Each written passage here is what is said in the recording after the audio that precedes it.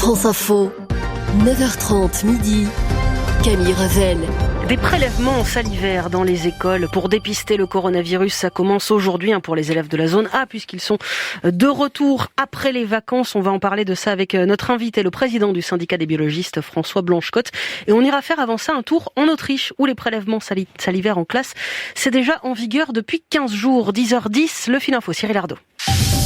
Le directeur de l'assistance publique Hôpitaux de Paris parle d'une tendance assez préoccupante avec 50 entrées en réanimation par jour en raison du Covid-19 contre 25 en janvier. Cela reste tout de même en dessous des chiffres de début novembre. Un Français sur deux envisage de se faire vacciner contre le coronavirus. C'est ce qui ressort du baromètre annuel de la confiance en politique réalisé pour le Cevipof. Par ailleurs, un Français sur 5 n'a toujours pas pris sa décision. En comparaison, 80% des Anglais ont l'intention de recevoir l'injection.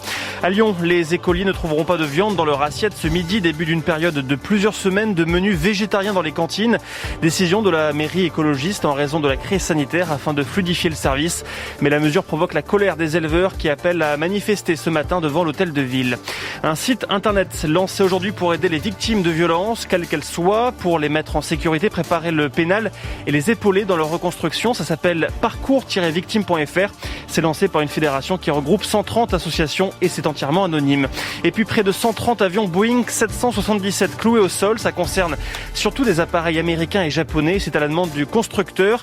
Après une spectaculaire panne de réacteur, samedi lors d'un décollage, un moteur a pris feu. Il n'y a eu aucun blessé, mais des débris sont tombés sur la ville de Denver dans le Colorado. L'autorité américaine de régulation de l'aviation ordonne également des inspections supplémentaires. France Info. Et une campagne